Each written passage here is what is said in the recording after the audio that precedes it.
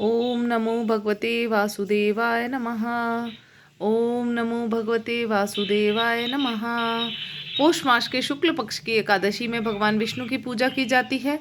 तिथियों में एकादशी तिथि भगवान विष्णु को बहुत प्रिय है। इस दिन व्रत रखकर अगले दिन द्वादशी में व्रत खोला जाता है। कहा जाता है कि इस व्रत को करने से भगवान संतान की सभी परेशानियों को खत्म करते हैं। इसके अलावा इस व्रत की कहानी में भी उल्लेख है कि राजा सुकेतुमान ने इस व्रत को किया तो उन्हें संतान की प्राप्ति हुई। और इस दिन व्रत रखें तो इस कथा को जरूर सुने। इस कथा का जिक्र पद्म पुराण समेत कई पुराणों में किया गया है। पुत्रता एकादशी की कथा जो है वो इस प्रकार है। भगवान श्री कृष्ण ने पुत्रता एकादशी व्रत का महत्व बताया। पौष मास के शुक्ल पक्ष की जो एकादशी है उसे बताता हूँ, सुनो। महाराज, संसार के हित की इच्छा से मैं इसका वर्णन करता हूँ।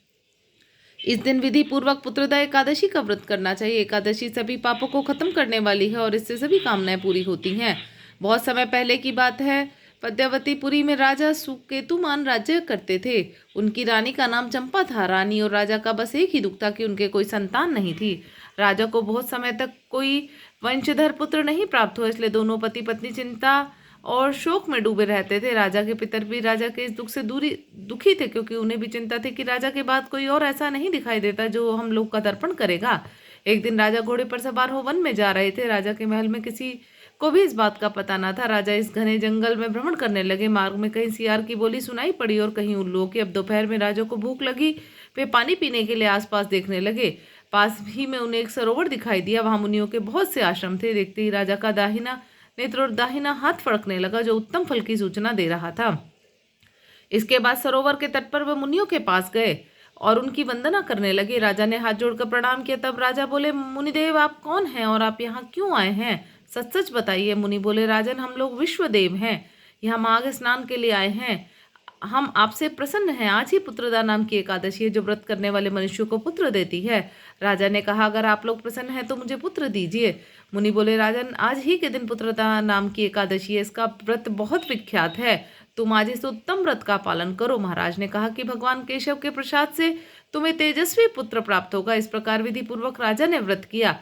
द्वादशी को इसका विधि विधान से पारण किया। इसके फलस्वरूप रानी ने कुछ दिनों बाद गर्भ धारण किया और 9 माह बाद राजा को पुत्र की प्राप्ति हुई। इस प्रकार जो इस एकादशी के व्रत को करेगा उसे संतान की प्राप्ति होगी तथा उसका घर खुशियों से भर जाएगा। बोलो विष्णु भगवान की जय। बोलो एकादशी माता की जय। बोलो राधा रानी की जय। बोलो तुलसी महारानी की जय। ओम जय जगदीश हरे। स्वामी जय जगदीश हरे। भक्त जनों के संकट, दास जनों के संकट क्षण में दूर करे। ओम जय जगदीश हरे।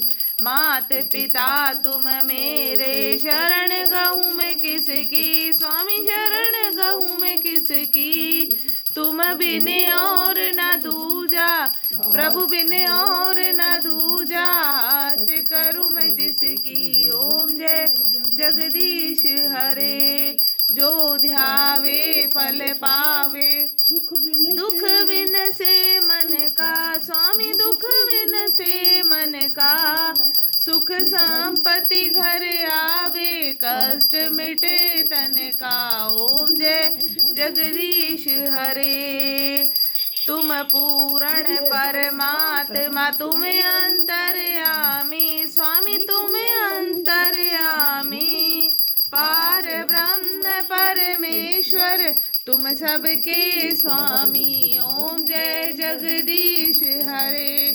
तुम करुणा के सागर, तुम पालन करता, मैं सेवक तुम स्वामी, कृपा करो भरता। ओम जय जगदीश हरे। तुम हो एक अगोचर, सबके प्राणपति, किस विध मिलूं दया मया, तुमको मैं कुमति। ओम जय जगदीश हरे। दीन बंधु दुख हरता, ठाकुर तुम मेरे, स्वामी रक्षक तुम मेरे, करुणा हस्त बढ़ाओ, द्वार पड़ा मैं तेरे। ओम जय जगदीश हरे। विषय विकार मिटाओ, पाप हरो देवा, स्वामी कष्ट हरो देवा। श्रद्धा भक्ति बढ़ाओ, संतन की सेवा। ओम जय जगदीश हरे, ओम जय जगदीश हरे, स्वामी जय जगदीश हरे। भक्त जनों के संकट, दास जनों के संकट, क्षण में दूर करे। ओम जय जगदीश हरे। बोलो विष्णु भगवान की जय, बोलो तुलसी महारानी की जय।